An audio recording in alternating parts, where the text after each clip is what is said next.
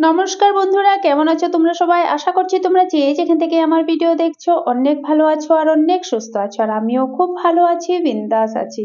তো আজ আবারও এসে গেলাম নিউ একটা রেসিপি ভিডিও নিয়ে। তো আজ আমি করছি আলু মটর আর ফুলকপির সবজি। তো তোমরা দেখে ভাববে এটা তো সব সময় বাড়িতে আমরা করতেই থাকি, এখানে আবার নতুন কি আছে? কিন্তু অ্যাকচুয়ালি আমি এই রান্নাটাই একটু অন্যরকম ভাবে তোমাদের সামনে প্রেজেন্ট করছি।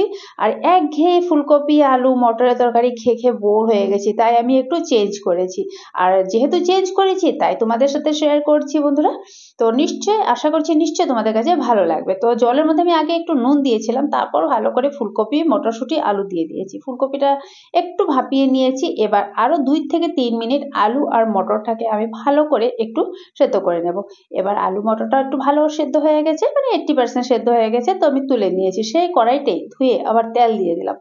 তারপর তেলটা গরম হওয়ার পরে এখানে শুকনো লঙ্কা, তেজপাতা, এলাচ, দারচিনি দিয়ে দিলাম। লং এর ব্যবহার করছি না, কেননা এই ফুলকপি রান্নাটার মধ্যে লংটা ভালো লাগবে না। পেঁয়াজ দিয়েছি একটু বড় বড় করে কেটে, তোমরা চাইলে পেঁয়াজটা স্কিপ করে দিতে পারো।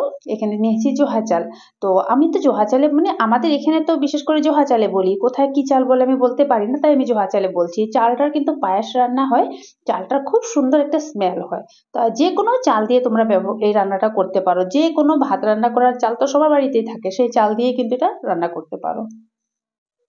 পেঁয়াজটা যখন একটু লাল লাল ভাজা হয়ে গেছে, তো চালটা আমি এখানে দিয়ে দিলাম। চালটা দিয়ে ভালো করে কিন্তু ওই চালটা এবার ভেজে নেব। এই যে সম্পূর্ণ রান্নাটা এই চালের উপরেই ডিপেন্ড করে, কিন্তু এতটাই টেস্টি হয়, একদম ক্রিমি টেক্সচার হয়, খেতে দারুণ লাগে। আগে থেকে সেদ্ধ করে রাখা আলুটা এবার আমি দিয়ে দিলাম। দিয়ে ভালো করে আবার এটাকে একটু নাড়াচাড়া করে নিচ্ছি। আর বন্ধুরা, ভিডিওটা যদি ভালো লাগে তো অবশ্যই একটা লাইক করে দিও, কমেন্ট করে দিও। চ্যানেলে কেউ নিউ আছো তো প্লিজ আমার চ্যানেলটা সাবস্ক্রাইব করে দিও। তোমাদের একটা লাইক একটা কমেন্ট আমার অনেক অনেক অনেক উপকার হয়। তোমাদের আশেপাশে আরো 10 জনের কাছে আমার এই ভিডিওটা পৌঁছে যায়। সেই ক্ষেত্রে তোমাদের কোনো হেল্প নাও হতে পারে, বাট আমার অনেক অনেক অনেক হেল্প হয়। তো এবার দেখো এখানে আমি ফুলকপিটাও দিয়ে দিয়েছি আর টমেটোটাও দিয়ে দিয়েছি। এবার ফুলকপি আর টমেটোটা ভালো করে একদম একটু ভাজা ভাজা ভাজা ভাজা করে নেব। আর আমি এখানে একটা মশলা রেডি করেছি। মশলাটা হলো গিয়ে এই আদা আর কাঁচা লঙ্কা আর পেঁয়াজ। এখানে দেখো স্বাদ অনুযায়ী হলুদ আর নুনটা দিয়ে দিলাম। আর এই যে মশলাটা আদা কাঁচা লঙ্কা পেঁয়াজ, এই মশলাটা কিন্তু তোমরা স্কিপ করবে না, এটা কিন্তু অবশ্যই তোমরা চেষ্টা করবে দিতে। এটা দিলে পরে রান্নাটার মানে খুব সুন্দর একটা গন্ধ হয়। এটা দিয়ে দিয়েছি, দিয়ে তারপর ভালো করে আবার মানে সবজিটাকে নাড়িয়ে নিচ্ছি। এবার হলো ঝালের পরিমাণটা তোমাদেরকে বলছি। ঝাল যারা খুব বেশি পছন্দ করো ইচ্ছে মতন ঝাল দিতে পারো। আমি তো খুব একটা বেশি ঝাল পছন্দ করি না, তাই আমি একটু কম ঝাল দিয়েছি। 1 চামচ লঙ্কার গুঁড়ো দিয়েছি। আর এখানে কাশ্মীরি রেড চিলি পাউডারটা শুধুমাত্র কালারের জন্য 1 চামচ ব্যবহার করেছি।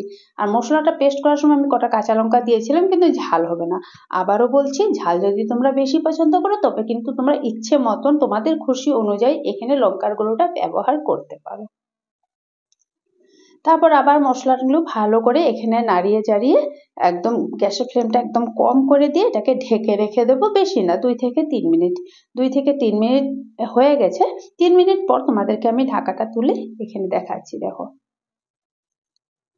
খুব সুন্দর মশলা একদম গন্ধ বেরোচ্ছে, কিন্তু তোমরা একবার নিশ্চয় বাড়িতে ট্রাই করবে। আই হোপ তোমাদের খুব ভালো লাগবে। রান্নাটা রুটি বলো, লুচি বলো, পরোটা বলো বা গরম গরম ভাত বলো, সবকিছুর সাথেই কিন্তু খুব ভালো লাগবে। মটরশুঁটিটা তেলে রেখেছিলাম সেটা দিয়ে দিলাম। আর এই লঙ্কাগুলো হলো আমার বাড়ির লঙ্কা, আমার গাছ থেকে আমি সকালে গিয়ে দেখলাম যে পেকে গেছে। তো যেহেতু আমি তো ঝাল পছন্দ করি না, বাট আমার হাজবেন্ড কিন্তু ঝাল পছন্দ করে, তাই আমি লঙ্কা চিড়ে চিড়ে দিয়ে দিই। আর যখন ওনার পাতে রান্নার মানে সবজিটা দিই তখন আমি লঙ্কাগুলো তুলে তুলে ওনার পাতে দিয়ে দিই। আর আমি কিন্তু বেশি লঙ্কা টঙ্কা পছন্দ করি না, আমার ভালো লাগে না, কিন্তু হ্যাঁ গাছে থেকে ছিঁড়ে আনতে আমার খুব ভালো লাগে। এর সময় আমি এখানে একটু গরম জল ব্যবহার করছি। অবশ্যই তোমরা রান্নাতে গরম জলের ব্যবহারটা করবে। গরম জলটা দিলে কুকিং প্রসেসটা থেমে যায় না।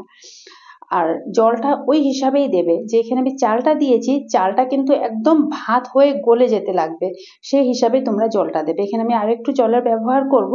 আর চালটা এই জলের মধ্যে ফুটে যাবে, ফুটে একদম গলে ভাত থেকেও বেশি মানে গলে যাবে। প্রেসার কুকারে যেরকম আমরা সেদ্ধ ভাত করলে যেমন হয় ঠিক তেমনটাই। এবার গরম জলে দিয়েছি, আবার ঢেকে রেখে দেবো 5 থেকে 6 মিনিটের মতন ঢেকে রেখে দেবো। আর যদি তোমরা চিড়ে দিয়ে বানাও তবে কিন্তু এত সময় ঢাকা দিতে লাগবে না, 2 থেকে 3 মিনিটের মধ্যে হয়ে যাবে।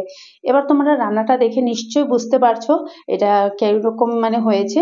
আর একদম চালটা পুরো ভাতের থেকেও বেশি ফুটে গেছে আর একদম ক্রিমি ক্রিমি একটা টেক্সচার হয়ে গেছে। তোমরা চাইলে এখানে কস্তুরি মেথি ঘিয়ের ব্যবহার করতে পারো। আর কস্তুরি মেথি আমার হাজবেন্ড ভালোবাসে না, তার ঘি আমার ভালো লাগে না, তাই আমি এখানে ধনেপাতা দিচ্ছি। তোমরা চাইলে ধনেপাতাও দিতে পারো বা কস্তুরি মেথি বা ঘিও দিতে পারো। রান্নাটা বন্ধুরা আমার কমপ্লিট হয়ে গেছে। তো আশা করছি তোমাদের কাছে ভালো লাগবে। একবার কিন্তু বাড়িতে বানিয়ে ট্রাই করবে। দেখতে যেমন সুন্দর হয়েছে, খেতেও কিন্তু খুবই দারুণ লাগে।